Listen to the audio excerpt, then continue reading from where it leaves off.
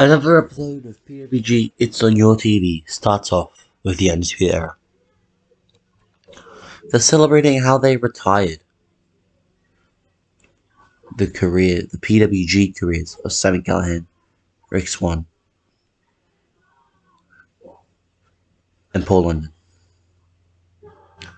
You know, they don't think that those three had what it takes.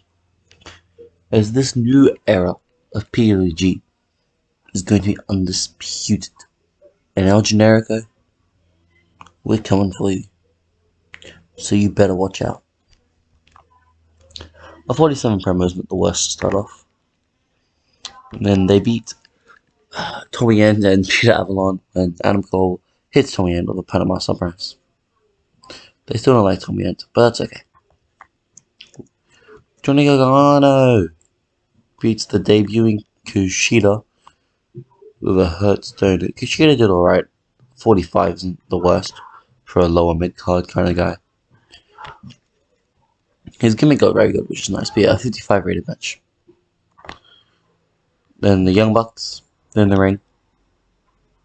They say, look, we did what we did because that's what we were supposed to do. We traveled the world. And we saw that we're just better. So when we heard that the King's Wrestling going to bring in some European Donnies that really aren't that good, we couldn't let it slide. So hear me out. Claudio used to be a world champ. How about you guys one of us? If we win, all your European buddies gotta leave. If you win, well, we're just gonna have to take this into our own hands. Yet again. You know, Chikara I could at least understand, you know.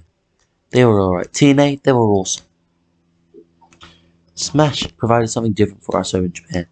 But WXW were just shit. And then you're trying to bring some of them over? Yeah, that really can't happen.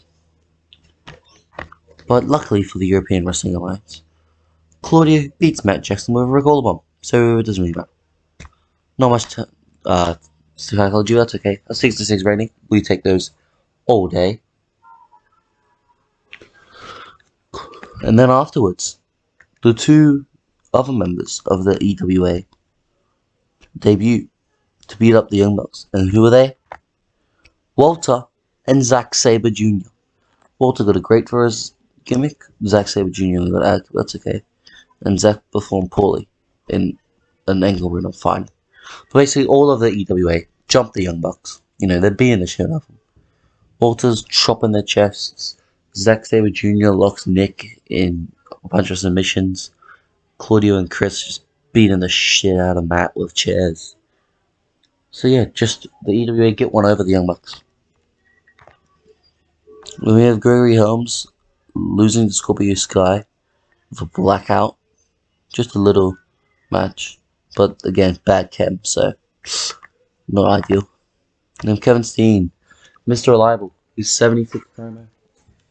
He wants a new face. And that's what he decided to do. You know, he realized the PWG locker room still can't step to him. And last week he invited over someone he met, someone he knows very well, Kenta from Smash. So this week he decided he would extend the offer to someone from Chikara. And that's when, rest in peace, Brody Lee debuts in PWG. Only a 63. Kevin beat Brody Lee with a package power driver. Kevin takes him before the defense number 4. They didn't want to see Brody Lee. That's okay. We all love Brody Lee, obviously. R.I.P. John Hilber. He was a great man. But yeah, great match. And great way to debut Brody Lee. El Generico's on the ring. And he's had enough. You've seen the Undisputed Era act like they're the shit. Adam Cole, you're not even that guy. You got like what? The quarterfinals of the Battle of Los Angeles last year. Then you got Kyle and Broderick to be your bitches. And now you think you're somebody. Listen here. I'm the PWG World Champion. And I'm gonna teach you a lesson.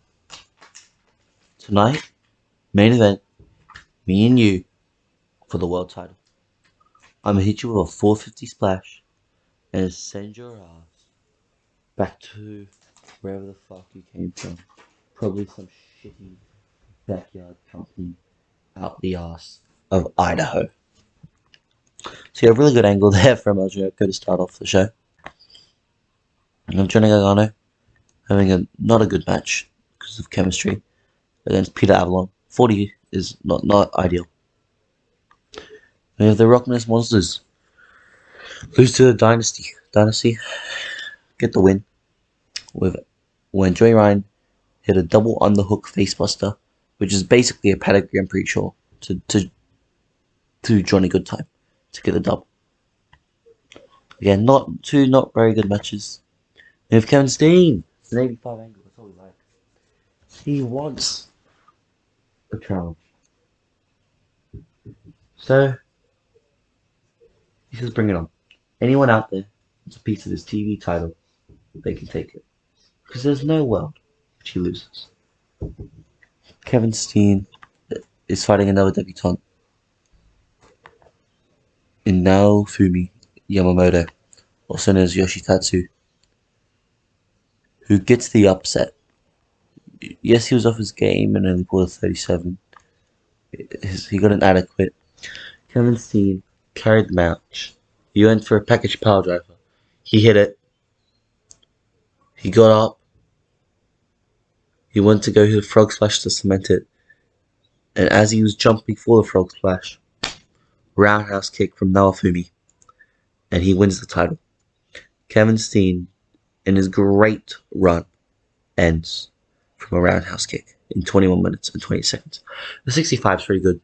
I want to get the title off Kevin Steen and bring it back to its more like mid-cardy status. But, you know, he could have another run. He did make it like a really good title. Then the Lifeblood debut. The Young Bucks, they said they're going to bring back up to take on those shitty European cunts. So they did. They got the debut of Marty Scurll and Sean Spears. They're beginning to expect adequate time to okay. And they say, look here we got.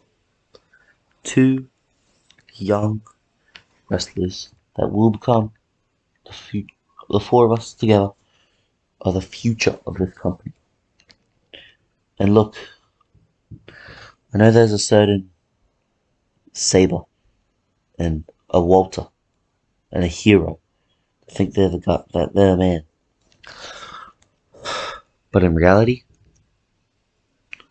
none of you can touch us. So yeah, the classic heel promo. You got the debut of another stable, the Lifeblood.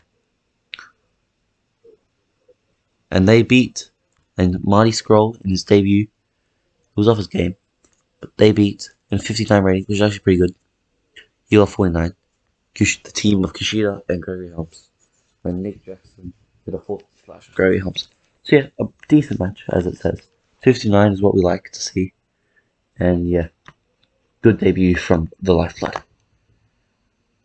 And then we see Walter and Claudio Castagnoli beat Tyrone Evans, who was from the Nexus, I believe, and Tommy Ant. You know, Tommy wasn't that guy. Claudio was really good. Tommy actually got a good angle.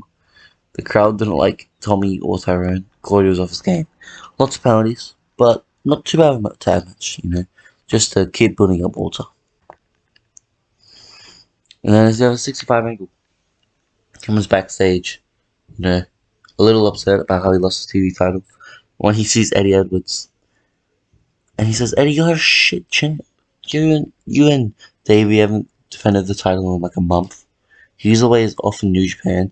You're just sat here like a loser. So hear me out, Eddie. Next week.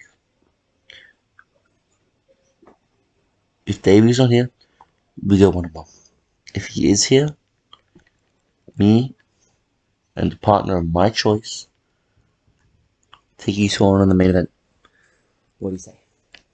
And then Eddie Edwards agrees. So we have either a really good one-on-one match next week, or even better, a tag title match between the American Wolves and Kevin Steen and a partner.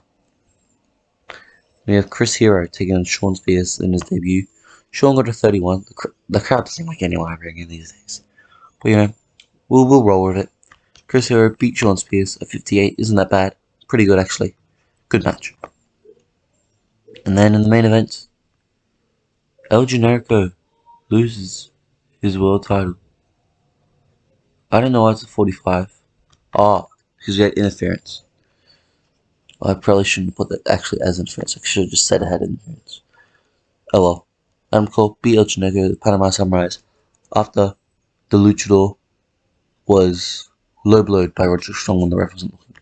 Adam Cole wins the title, and then he celebrates with the Undisputed Era. The show gets 55 because of the main event. Probably didn't have to put in the note, I could have just said it. But oh well, you make mistakes in life.